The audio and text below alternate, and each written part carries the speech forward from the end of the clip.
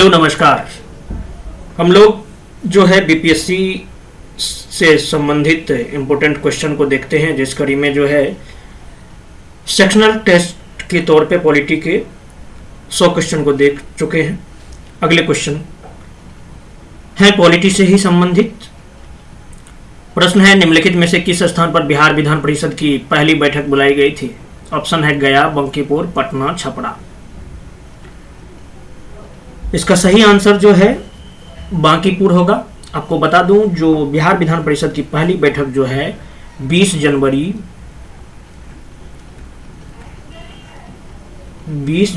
1913 को बांकीपुर में बुलाया गया था। अगला प्रश्न है, निम्नलिखित में से कौन बिहार विधानसभा का पहला अध्यक्ष था? ऑप्शन है बिंदेश्वरी प्रसाद वर्मा, बूटा सिंह, केबी सहाय, कर्पूरी ठाकुर। आपको बता दूं, जो बिंदेश्वरी प्रसाद वर्मा जो है, इन्हें बिंदा बाबू, इनका एक और नाम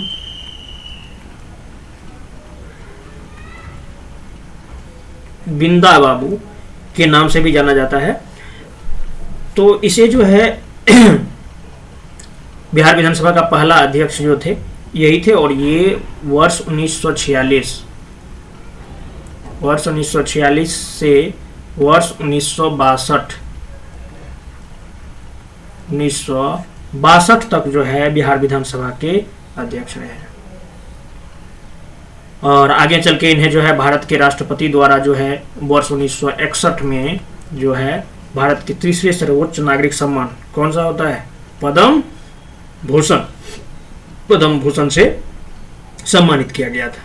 ठीक है, क्योंकि आपको मालूम होगा भारत रत्न, पद्म विभूषण, फिर आता है नंबर पद्म भूषण का। अगला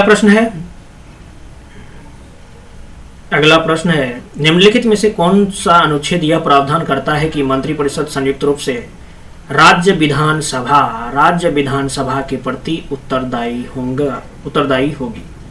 ऑप्शन है अनुच्छेद 83, अनुच्छेद 137, अनुच्छेद 203, अनुच्छेद 164।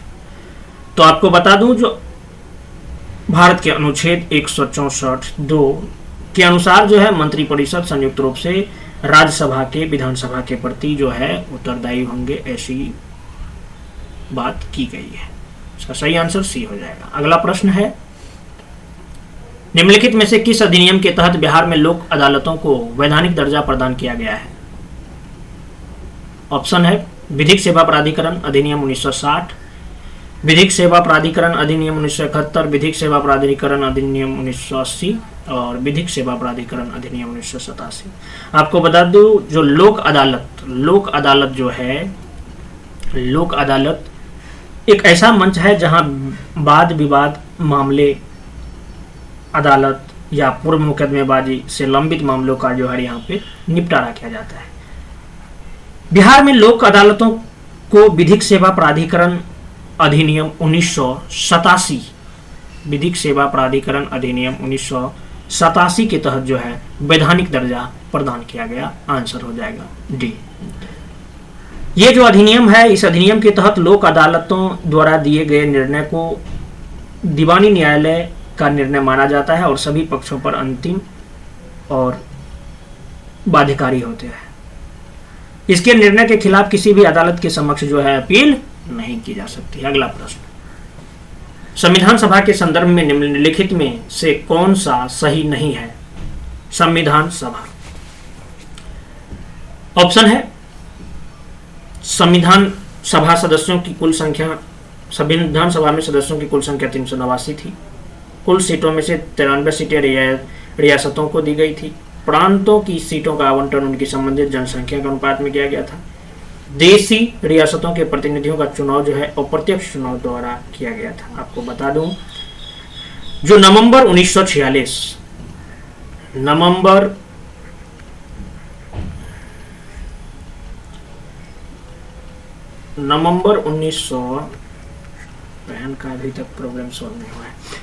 1946 में कैबिनेट मिशन योजना द्वारा बनाई गई योजना के तहत जो है संविधान सभा का गठन किया गया था। इस योजना की विशेषताओं की अगर मैं बात करूं तो संविधान सभा की कुल संख्या जो थी वो 389 थी। इनमें से 389 में से 296 ब्रिटिश भारत से और 93 सीटें जो थे ये रियासतों को आवंटित की जानी थी। ठीक है। और प्रत्येक प्रांत और रियासत को उनकी संबंधित जनसंख्या के अनुपात में सीटें आवंटित की जानी थी। प्रत्येक ब्रिटिश प्रांत को आवंटित सीटें जो है 3 प्रमुख समुदाय, कौन कौन, मुस्लिम, सिख और सामान्य मुस्लिम सिख के अतिरिक्त जो भी आ गए बच गए में विभाजित की जानी थी। और प्रत्येक समुदाय के प्रतिनिधियों को जो है एक एकल हस्तांतरणीय वोट के माध्यम से अनुपातिक प्रतिनिधित्व की विधि द्वारा जो है प्रांतीय विधानसभा में चुना जाना था। और रियासतों के प्रतिनिधियों को रियासतों के प्रमुखों द्वारा जो है नामित किया जाना था, न कि चुनाव किया जाना था। ठीक है। तो कुल सीटों में से 93 सीटें देशी रियासतों के लिए, बिल्कुल सही है। प्रांतों की सीटों का आवंटन उनके संबंधित जनसंख्या के अनुपात में किया जाना था, बिल्कुल सही है। देशी रियासतों के प्रतिनिधियों का चुनाव अप्रत्यक्ष चुनाव द्वारा किया गया था, ये बिल्कुल गलत है, क्योंकि इनका जो है इन्हें नामित किया गया था पर उनके देशी रियासतों के प्रमुख द्वारा। तो आंसर हो जाएगा डी। अगला प्रश्न की बात करूं, भारतीय संविधान का अनुच्छेद 3 के तहत संसद अधिकृत नहीं है। संसद क्या करने के लिए अधिकृत नहीं है? ऑप्शन है दो या अच्छा, अनुच्छेद 3 की बात ही कर देते हैं, फिर ऑप्शन को पढ़ लेंगे। अनुच्छेद 3 में क्या कहा गया है? अनुच्छेद 3 जो है संसद को अधिकृत करता है कि किसी में से उसका राज्य क्षेत्र अलग करके या दो से अधिक राज्यों को मिला करके एक नए राज्य बनाने की, किसी भी राज्य के क्षेत्रफल में वृद्धि करने की, किसी भी राज्य के क्षेत्रफल को कम करने की, किसी भी राज्य की सीमाओं को परिवर्तित करने का, किसी भी राज्य का नाम में परिवर्तित करने का शक्ति किसके पास है? संसद के पास है। किस अनुच्छेद के तहत? अनुच्छेद 3 में इसका जिक्र किया गया है। ऑप्शन यहाँ पे है 2 या अधिक राज्यों को मिलाकर एक नया राज्य बनाने के लिए, बिल्कुल सही है, अधिकृत है। किसी भी राज्य के क्षेत्रफल में वृद्धि करने के लिए, ये भी सही है। किसी राज्य के क्षेत्रफल कम करने के लिए, ये भी सही है। किसी राज्य का नाम परिवर्तन, सभी का सभी सही है भाई। अच्छा, ये गलत पूछ रहा था ना, तो गलत ई हो जाएगा, इनमें से कोई नहीं। ठीक है। अगला प्रश्न है, निम्नलिखित में से कौन जूस सॉली के सिद्धांत से संबंधित है? जूस सॉली। ऑप्शन है नागरिकता, अभिव्यक्ति की स्वतंत्रता, राष्ट्रपति का चुनाव, संघवाद। जूस सॉली, सबसे पहले तो इसके बारे में जाने आप। जूस सॉली, इसे जो है सामान्यतः जन्म सिद्ध नागरिकता के रूप में जाना जाता है, और यह जो है किसी राज्य के क्षेत्र में पैदा हुए व्यक्ति के राष्ट्रीयता या नागरिकता के अधिकार से जो है संबंधित है जूस सॉली। तो ये जो है नागरिकता से शिकार है। जूस सॉली के सिद्धांत संबंधित है किससे? नागरिकता के सिद्धांत से संबंधित है। आपको बता दूं, जो एक नाम जिस तरह से ये जूस सॉली है, इसी तरह से एक नाम आप और कहीं कहीं पे मॉक टेस्ट में देखिएगा, जूस सैनगिनिस।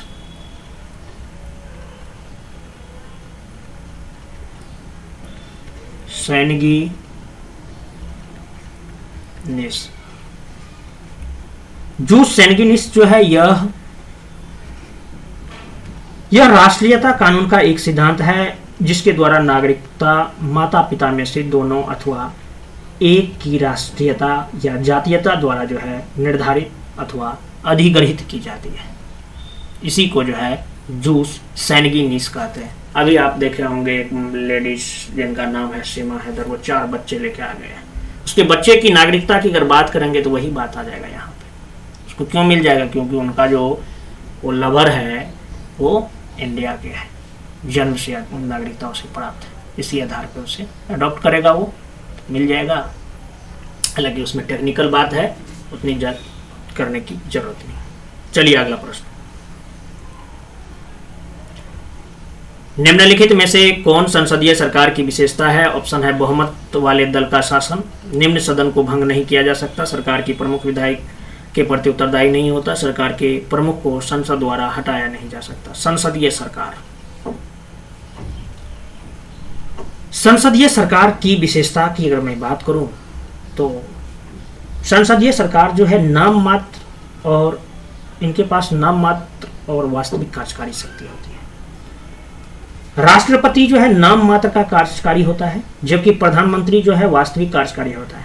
राष्ट्रपति राज्य का प्रमुख होता है, जबकि प्रधानमंत्री सरकार का प्रमुख होता है। ये बात हर वक्त याद रखिए। और बहुमत वाले दल का शासन होता है। इसमें संसदीय सरकार की ये प्रमुख विशेषता है।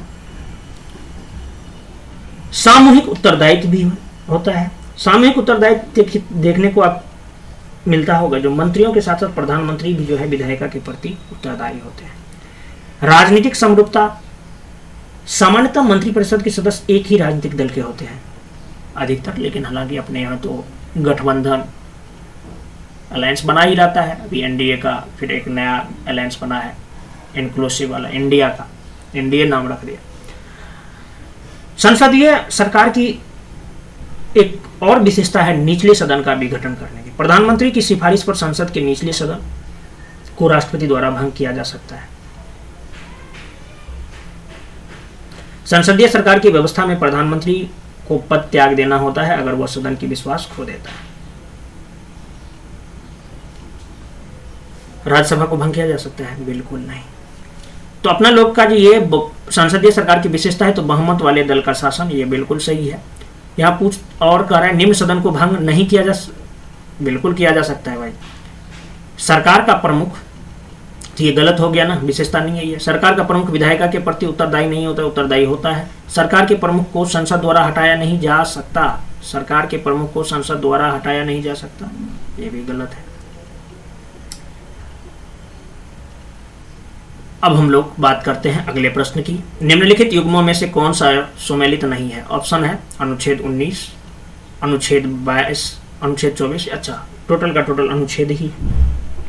देखिए, आपको मालूम होगा जो स्वतंत्रता का अधिकार, स्वतंत्रता का अधिकार की जो चर्चा है वो आर्टिकल 19 से 22 तक है। आर्टिकल 19 से 22 तक स्वतंत्रता के अधिकार की बात की गई है। 12 से 35 किसकी? मौलिक अधिकार की बात है। उन्हीं में से स्वतंत्रता के अधिकार की बात जो है 19 से 22 में की गई है। और तो इसके बारे में आपको बता दूं, इसमें जो सबसे इंपॉर्टेंट और सेक्शन है, मतलब आर्टिकल है, वो आर्टिकल 19। आर्टिकल 19 जो है, आर्टिकल 19 के तहत जो है स्वतंत्रता से संबंधित 6 अधिकारों का संरक्षण है। कौन कौन? वाक एवं अभिव्यक्ति की स्वतंत्रता, सम्मेलन करने की स्वतंत्रता, संघ बनाने, जिसमें कि सहकारिता समिति भी शामिल होते हैं, संघ बनाने की स्वतंत्रता, संचरण करने की स्वतंत्रता, निवास करने की स्वतंत्रता, वृत्ति, पैसा अपनाने की स्वतंत्रता। ये सब किस में है? अनुच्छेद 19 में है। अपराध के लिए दोष सिद्धि के संबंध में संरक्षण, ये अनुच्छेद 20 में है। प्राण एवं दैहिक स्वतंत्रता के अधिकार, ये अनुच्छेद 21 में है। अनिवार्य शिक्षा की बात किस में किया गया है? अनुच्छेद 21।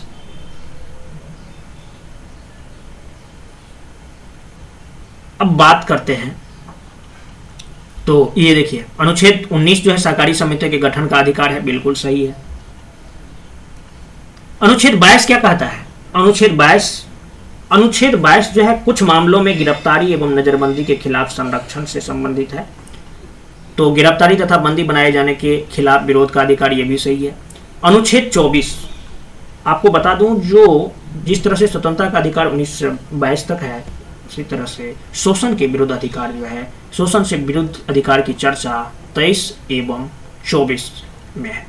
शोषण के विरुद्ध अधिकार की चर्चा तो 23 जो है, आर्टिकल 23 में मानव व्यापार एवं बालात श्रम के प्रतिबंध के बारे में बताया गया है। अनुच्छेद 24 में जो है कारखानों में जो है बालकों की नियोजन का निषेध है। तो क्या कर रहे हैं? बाल श्रम का निषेध, बिल्कुल ये भी सही है। और 23 से 24। उसके बाद जो है एक सेक्शन जो जुड़ा हुआ है उसकी बात करूं तो ये शिक्षा एवं संस्कृति का अधिकार जो है 29 और 30 में है।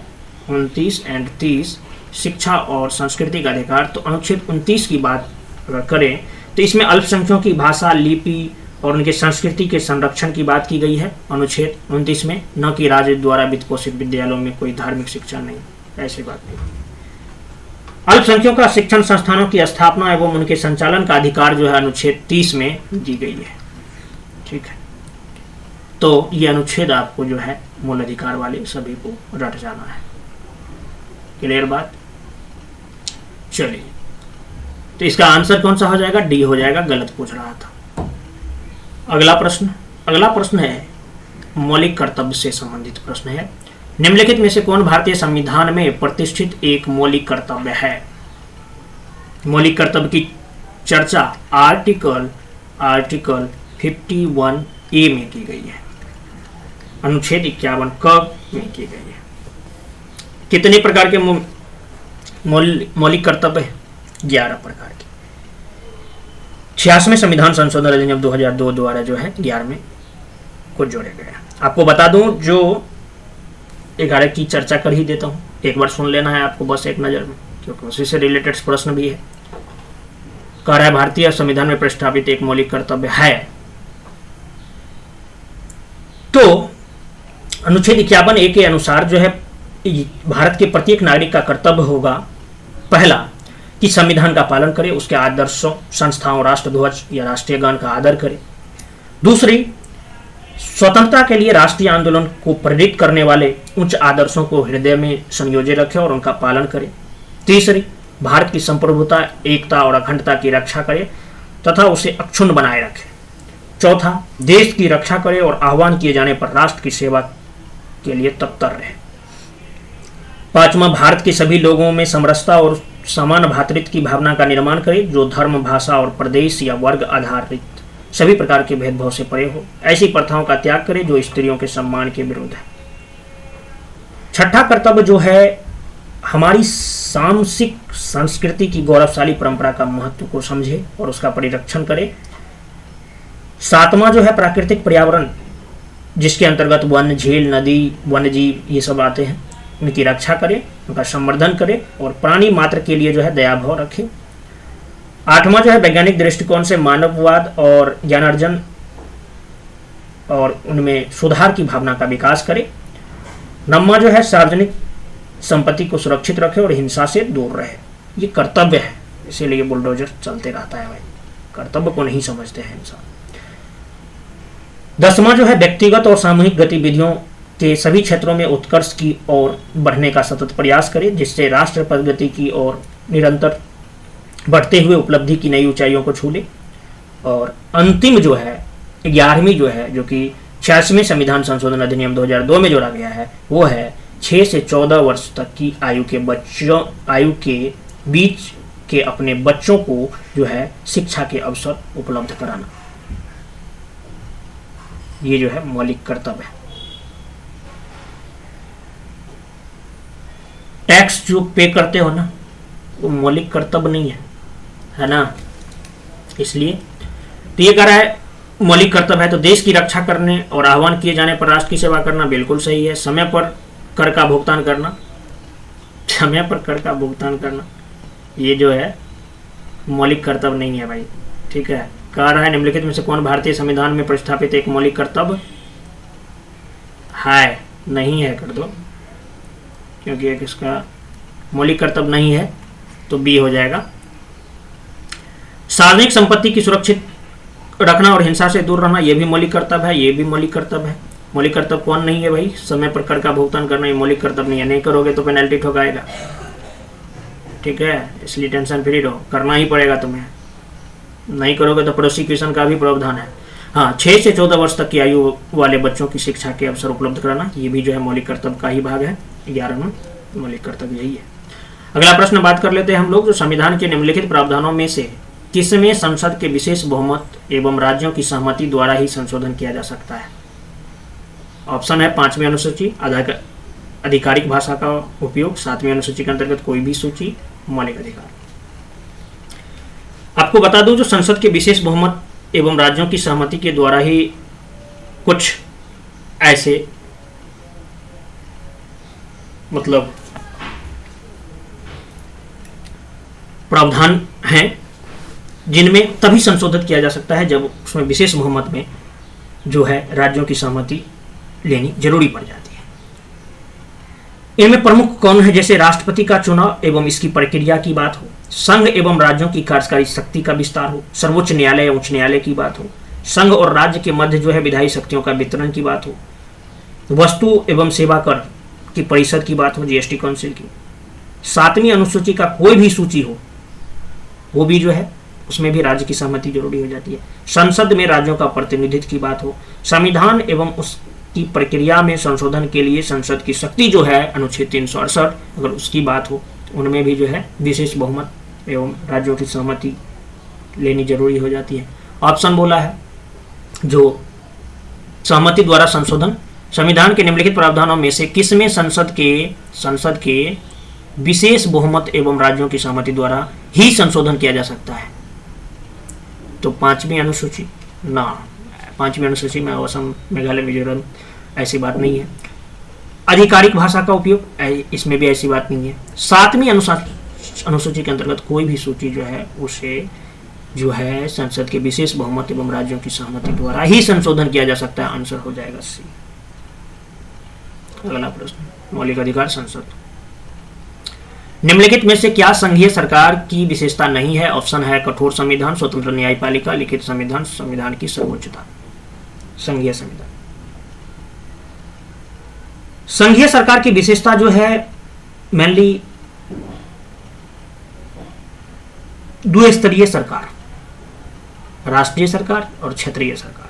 लिखित संविधान, राष्ट्र एवं क्षेत्रीय सरकारों के मध्य जो है शक्तियों का विभाजन, संविधान की सर्वोच्चता, कठोर संविधान, स्वतंत्र न्यायपालिका, द्विसदनीय विधायिका, इन सब की बात जो है संघीय सरकार में किया जाता है। तो यहां बोल रहा है क्या संघीय सरकार की विशेषता नहीं है? कठोर संविधान है, स्वतंत्र न्यायपालिका ये भी है, लिखित संविधान ये भी है और संविधान की सर्वोच्चता ये भी है। नहीं है तो टोटल का टोटल है, ऑप्शन ए हो जाएगा। अगला प्रश्न, अंतरराज्यीय परिषद की स्थापना का उल्लेख भारतीय संविधान के किस अनुच्छेद में किया गया है? अंतरराज्यीय परिषद,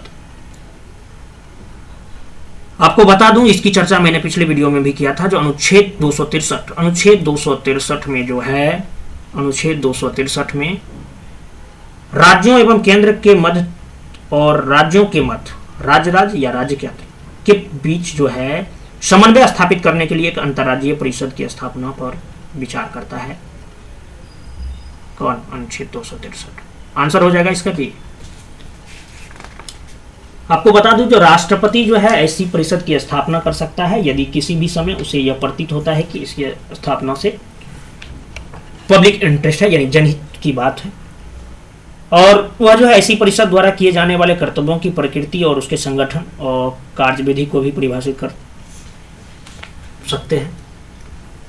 अगला प्रश्न है, संविधान के किस अनुच्छेद द्वारा जो है वित्तीय आपातकाल की घोषणा की जा सकती है? अनुच्छेद 352, 356, 370, 360। 370 को तो सब जानने लगा। सिंपल सा सवाल है जो वित्तीय आपातकाल की घोषणा की जा सकती है, तो अनुच्छेद 360। अनुच्छेद 360 में जो है राष्ट्रपति को वित्तीय आपातकाल की घोषणा करने का अधिकार देता है यदि वह मानता है कि ऐसी स्थिति उत्पन्न हो गई है जिसके कारण भारत की वित्तीय अस्थिरता या साख या इसकी सीमा में स्थित किसी भी क्षेत्र में खतरा है, तो वो वित्तीय आपातकाल घोषित कर सकते हैं। अनुच्छेद 360। अगला प्रश्न है, निम्नलिखित में से कौन सी वीटो शक्ति भारत के राष्ट्रपति को प्राप्त नहीं है? ऑप्शन है अत्यांतिक वीटो, विशेषित वीटो, निलंबनकारी वीटो, पॉकेट वीटो। सबके बारे में आपको जानना जरूरी है। आधुनिक राज्यों में कार्यकारी द्वारा प्राप्त वीटो शक्ति को जो है 4 प्रकार में वर्गीकृत किया गया है और वो 4 प्रकार जो है यही है ऑप्शन में जो है। अत्यांतिक वीटो जो है, अत्यांतिक वीटो विधायिका द्वारा पारित विधेयक पर अपनी राय सुरक्षित रखना जो है अत्यांतिक वीटो कहलाता है। विशेषित वीटो जो है ये उच्च बहुमत के साथ विधायकों द्वारा जो है निरस्त किया जा सकता है इसको, किसी भी बिल को, विधेयक, उसे कहते हैं विशेषित विटो। निलंबनकारी विटो, जिसे विधायिका द्वारा साधारण बहुमत के द्वारा जो है निरस्त किया जा सकता है, तो ये निलंबनकारी विटो। पॉकेट विटो, पॉकेट विटो विधायिका द्वारा पारित विधेयक पर कोई निर्णय नहीं करना जो है पॉकेट विटो कहलाता है। ये जो 4 हैं, इनमें से भारत के राष्ट्रपति के पास 3 विटो, कौन कौन? अत्यांतिक विटो, अत्यांतिक विटो, निलंबनकारी विटो और पॉकेट विटो की शक्ति होती है। लेकिन भारत के राष्ट्रपति के मामले में कोई विशेषित विटो नहीं होता है, यह जो है अमेरिका के राष्ट्रपति के पास होता है। ठीक है ना? ये पूछ रहा है कि यार जो कौन सी भारत के राष्ट्रपति को प्राप्त नहीं है, तो विशेषित विटो प्राप्त नहीं है, भी आंसर हो जाएगा। अगला प्रश्न, संविधान के अनुसार प्रधानमंत्री का चयन एवं नियुक्ति की जाती है किसके द्वारा? राष्ट्रपति द्वारा, उपराष्ट्रपति द्वारा, लोकसभा अध्यक्ष द्वारा, मुख्य न्यायाधीश द्वारा। भाई एक भी ऑप्शन नहीं है, क्योंकि आपको बता दूं जो आर्टिकल 75 केवल यह कहता है कि प्रधानमंत्री को राष्ट्रपति द्वारा नियुक्त किया जाएगा। संविधान में प्रधानमंत्री के चयन एवं नियुक्ति के लिए कोई विशिष्ट प्रक्रिया निर्धारित नहीं की गई है।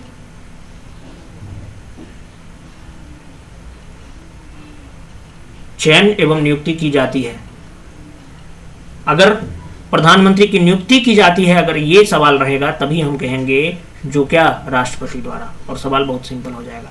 लेकिन प्रधानमंत्री के चयन एवं नियुक्ति की बात की जाए तो ऐसी चर्चा कहीं पे विशिष्ट प्रक्रिया जो है इसके लिए निर्धारित नहीं की गई है। सिर्फ और सिर्फ अनुच्छेद 75 में यही चीज लिखा हुआ है स्टेटमेंट में, जो प्रधानमंत्री को राष्ट्रपति द्वारा नियुक्त किया जाएगा। ठीक है, अगला प्रश्न, केवल नियुक्ति, प्रधानमंत्री का नियुक्ति की जाती है राष्ट्रपति द्वारा। अगला प्रश्न, अनुपाती न्याय से तात्पर्य है? अनुपाती न्याय, ऑप्शन है सामाजिक न्याय, आर्थिक न्याय, राजनीतिक न्याय, आर्थिक और राजनीतिक न्याय। आपको बता दूं, सामाजिक और आर्थिक न्याय के मिले जुले रूप को अनुपाती न्याय कहा जाता है। सामाजिक और आर्थिक न्याय के मिले जुले रूप को जो है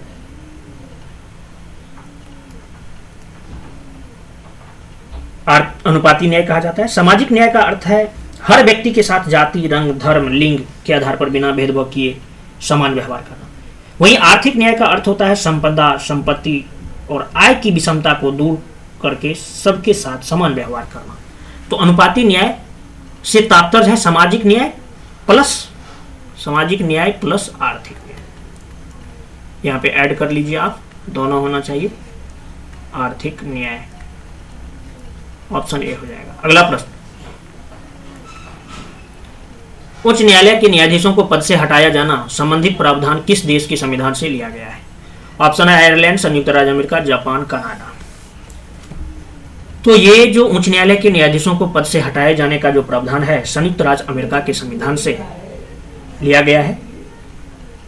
और यहां से जो है मूलाधिकार, न्यायपालिका की स्वतंत्रता, न्यायिक पुनरावलोकन का सिद्धांत, उपराष्ट्रपति का पद और राष्ट्रपति पर महाभियोग भी जो है यहीं से लिया गया है, यानी यूएसए के संविधान से ही लिया गया है। ये भी आपको ध्यान रखना है।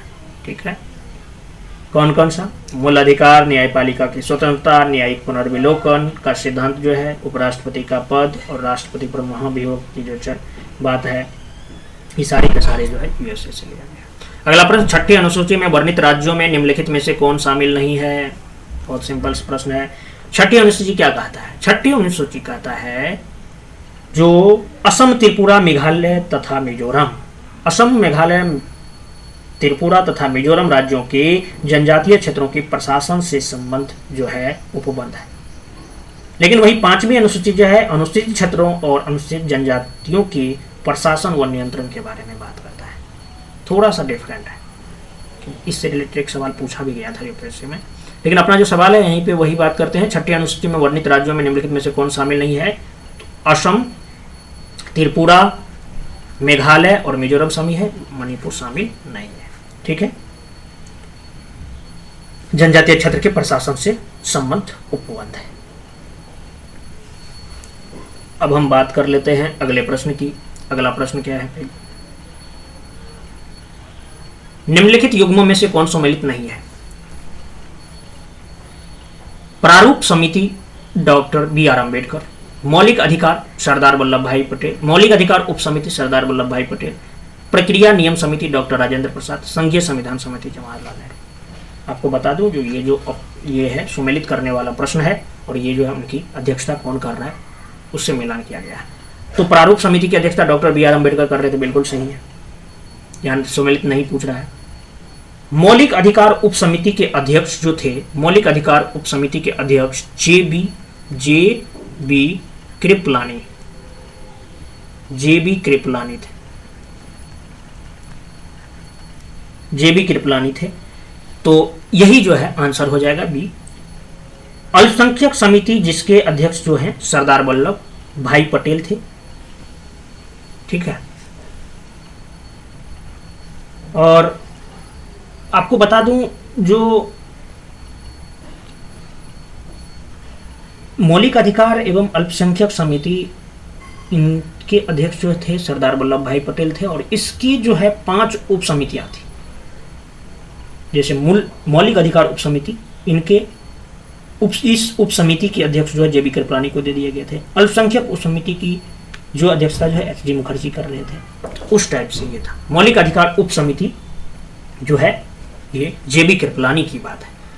वहीं मौलिक अधिकार एवं अल्पसंख्यक समिति, अगर ये रहता ऑप्शन में जो मौलिक अधिकार एवं अल्पसंख्यक समिति की अध्यक्षता कौन कर रहे थे, तो सरदार वल्लभ भाई पटेल होता। ये चीज ध्यान रखिएगा। उप समिति की बात है तो जे बी कृपलानी।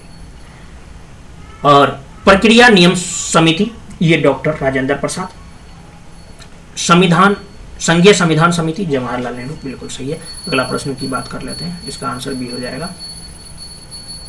संविधान के किस भाग को भारत का मैग्ना कार्टा की संज्ञा दी जाती है? ऑप्शन है राज्य के नीति निर्देशक तत्व, मौलिक अधिकार, मौलिक कर्तव्य, प्रस्तावना। संविधान के भाग 3, संविधान के भाग 3 किससे संबंधित है भाई? मौलिक अधिकार। संविधान के भाग 3 को जो है भारत का मैग्ना कार्टा कहा जाता है, क्योंकि इसमें एक लंबी और एक विस्तृत सूची में जो है न्यायोचित मूल अधिकारों का जो है उल्लेख किया गया है।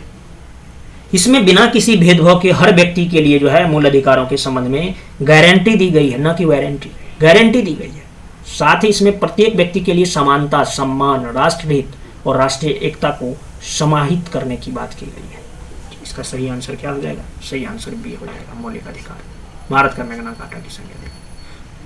अगला प्रश्न है, प्रोटेम स्पीकर सामान्यतः किसे नियुक्त किया जाता है? पिछले लेक्चर में भी ये सवाल आ चुका है, मैंने चर्चा भी कर चुका हूं। पिछली लोकसभा के अध्यक्ष को, पिछली लोकसभा के उपाध्यक्ष को, नवनिर्वाचित लोकसभा के वरिष्ठतम सदस्यों में से एक को पिछली लोकसभा के विपक्ष के नेता। तो इसका आंसर क्या हो जाएगा भाई? इसका सी है ना।